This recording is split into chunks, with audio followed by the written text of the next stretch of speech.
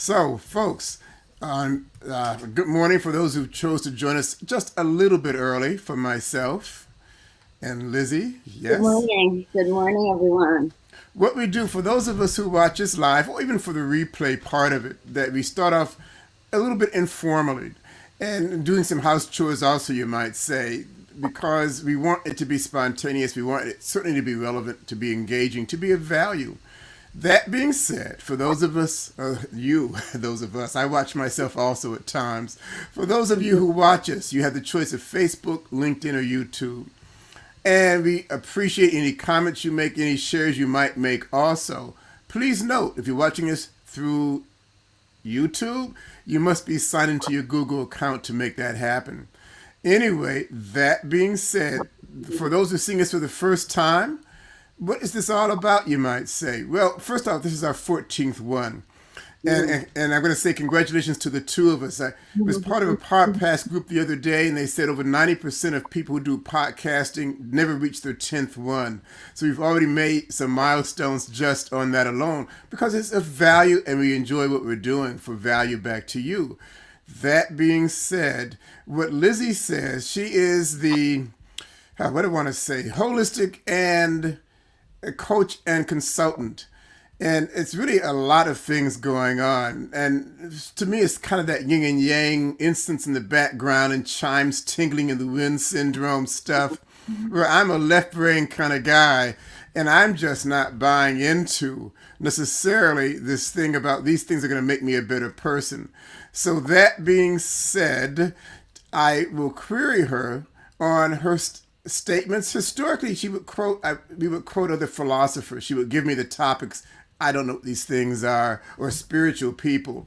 But I said, I really want to learn more about you, Lizzy. So let's focus on the things that I'll say, come up with, that I'm assuming you find useful, because sometimes they just amaze me, the stuff she comes up with verbally. So the topic today is poke and provoke. And basically, this is what it's all about. And to be perfectly frank with you, if somebody's poking and provoking me all the time, I find it kind of annoying, kind of fatiguing. And you say it like you embellish it, you almost encourage it, and let's run with it. So could you help me out here? What you're saying?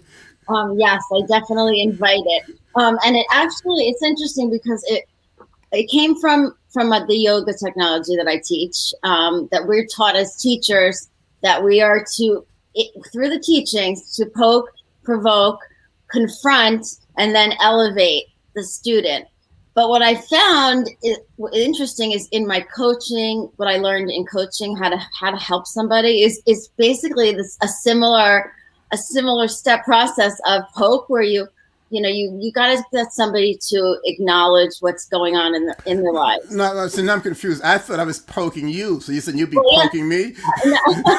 Well, I poke with the people that I work with. You are poking me because you're poking me to try to understand, and you're poking, provoking, and then you're confronting, and then hopefully, my hope is that at the end you'll be elevated and see things a little bit from your inner wisdom, not only just from the actual facts. Well, I'm hearing the words, but I would think that a lot of people are poked and provoked by significant others or insignificant others, a matter of the moment perhaps, by family members, by children, by co-workers, by bosses.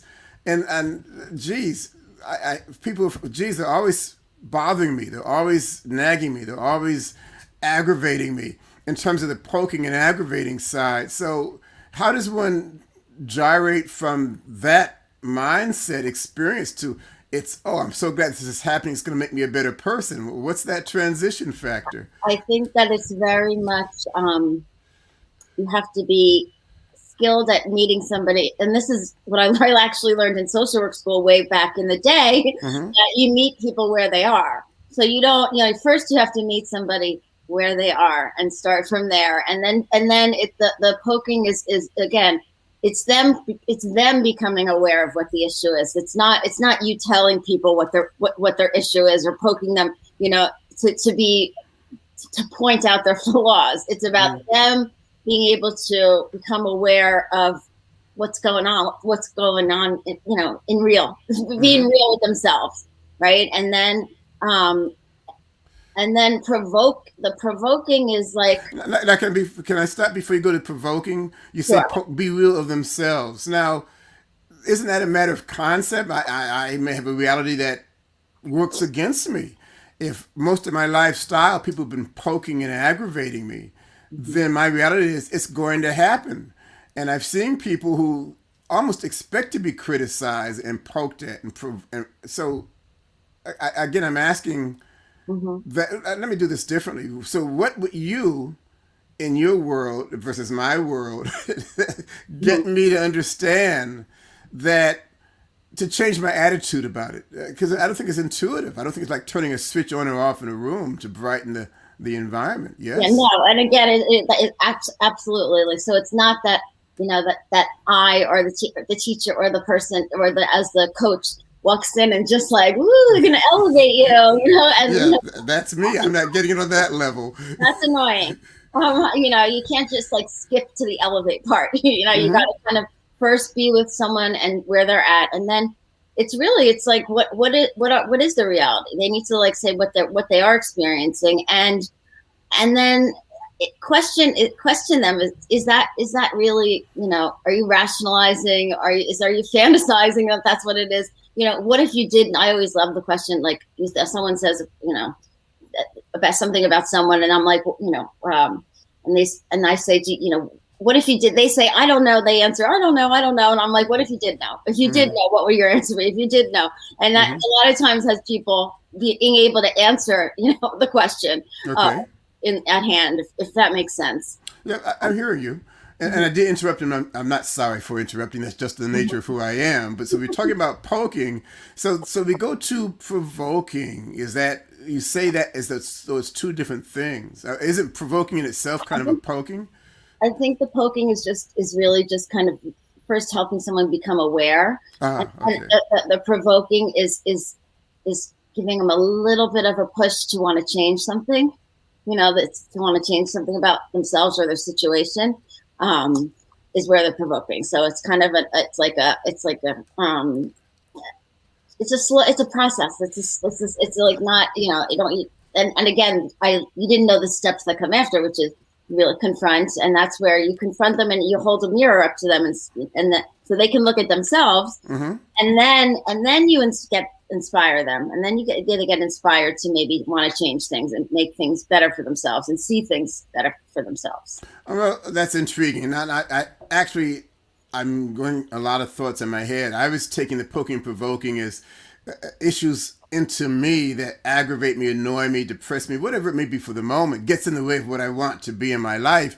And you're talking of it as a therapeutic, exploratory format. So we're not necessarily quite on the same highway.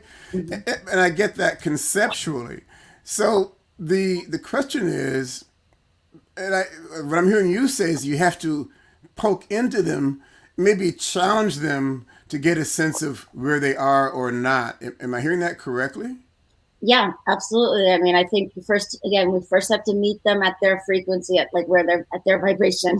And then, well, in yoga, it's like, the technique is really to be the forklift. So you're like Mm. lifting somebody up with with the fork by this process. Um, so yeah, it's about helping someone not be so defensive and rationalize about the things that are going on. It's Mm-hmm. just to see things as they are, and to begin to look at confronting the situation in order to maybe perhaps, you know make it better. Or Mm. That's interesting. And a thought comes to mind, and this is a little bit of a story that I heard a doctor say once the term leveling. I'd never heard it before, and it jerked my head around. And being in the medical profession, not that I'm all knowing by any stretch, but that intrigued me. Basically, the example he gave was, and let's say I talk about you in your presence, and I knock you, I demean you, I crash you down. And by the way, you might call that poking and provoking in a negative manner to make you feel worse than what you already feel. Now, what this doctor said, that made sense to me. It's not about you. and what's wrong with you is about my sense of my inferiority complex, I'll call it that, and my sense of low self-esteem. And the only way I can feel better about me is to, in a comparative manner, knock you down, tear you down. Mm-hmm. And so that's kind of a poking, provoking, I think. I may be poor in terminology. And the opposite of it is I'll build myself up in your presence. You're so lucky to be in my breathe the same air that I breathe. You're so lucky to smell my underarm odor, whatever it may be, to be deliberately gross, because I'm so much better than you. And again, it's got nothing to do with the recipient of that dialogue. It's the fact that I'm who kicking it out there. I'm the real problem with my own internal issues, trying to make myself better, feeling at your cost. Is this kind of what you're talking about, making people aware? Is this the kind of thing you're working I at? think what you're describing is really both of those responses are both fear-based. One is, you need to bring someone else down in order to feel okay. The other is you need to think that you're better in order to be okay, which both come from, insecurity and fear. Right. That's not what I'm talking about. I'm talking about the person who, perhaps walks in with a sense of knowing that, the elevate part. It's about not knocking anyone else down in order to feel that you're better or saying you're better. It's just, you're in, somebody walks in and they have that presence of really confidence, and they don't make you feel bad. They make you feel good. Mm-hmm. Because they're confident and they're not there to knock you down. So it's not about that. It's not about Okay. Okay. It's really about lifting them up. And maybe they need to be confronted a little bit, and maybe they need to be pushed a little. And that happens, I think, with kids a lot. The kids, Right. why can't I? Why? And if you just try to you want to let them know, well, you don't want to go out at this time of night because this can happen. Mm-hmm. Why? Until they finally maybe they say, oh, it's in my best interest maybe not to do that. Thing. Interesting. A thought just came to mind as a personal experience as a teenager. I had a friend. One time, I won't say he was a best friend, but we had a lot of interaction with each other back and forth. And went to parties together. He would invite me to, because I was kind of a social retard, but he was in the action of what was going on. And one time he called me on a Thursday night, 8:00, and he said to me that my parents are kicking me outside my house, and I need a place to stay. Can I come stay with you guys until I get settled? And as a kid, yeah, he's my friend. I went to my father and said, "This is my friend. He's this, he's that. He doesn't have a place to stay." And he could see I was ready to fight. This is kind of a hindsight perspective for my friend. So his response to me was, Joe, think about this. If they're his parents and they want to kick him out right on at this moment, for whatever the reason, is this somebody you want in our household? And I never thought about it like that before, which I did. And I called the guy back 5 minutes later. He says, "I'd love to have you over, but my father says it's not going to happen." Yeah. So you talk about awareness. Is that the kind of thing you're talking about? Yeah, and that's what we do for each other, right? I mean, we do that with our friends. We do that with where they are there to, we don't want friends who are going to agree. Oh, that sounds great. He got kicked out. Let's bring him over. Mm-hmm. They challenge us to think about things and to stop and maybe.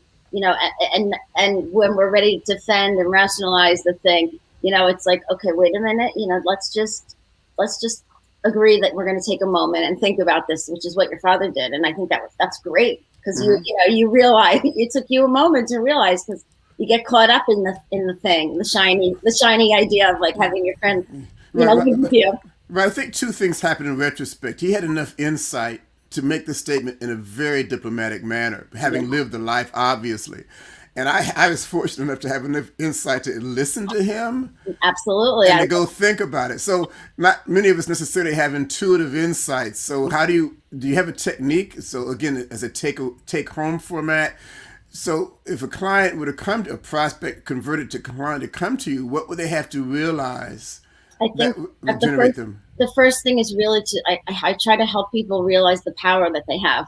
That we all have a lot of power, to make decisions, to change our lives, and to and to respond in ways that are going to be, elevating. And a lot of people feel very powerless. So I think to start with, you have the power. to change your life.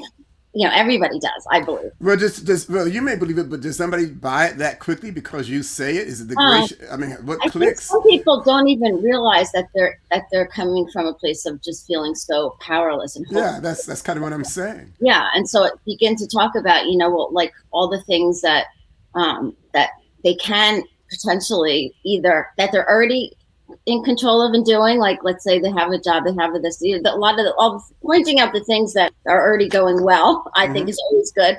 And then to really again teach them about being present, to being present into the moment, and like what they have power over in every moment, and so it doesn't happen overnight, I Mm-hmm. think, but I think people a lot of times are like, wow, I had no idea I had any power. I just felt like life is happening to me, and how about the idea of like, life is happening for you, and that's like just start to look at things a little differently. Interesting. And I appreciate that. Folks, once again, before our carriage turns into pumpkins as we trip past the witching hour here, we've hit our 15 minutes to keep ourselves honest. And thank you for joining us. Please share your comments, LinkedIn, Facebook, and what was the other one? LinkedIn, Facebook, and YouTube. Must be signed in. Share your questions and comments. Help me out here because I'm still kind of confused about this yin and yang stuff of philosophy and wellness and fulfillment. And feel free to share it with the other people also, that friends you think may have interest. Thank you very much, Lizzy, and thank you, audience, for being a part of this. Thanks, everybody. Have a wonderful day.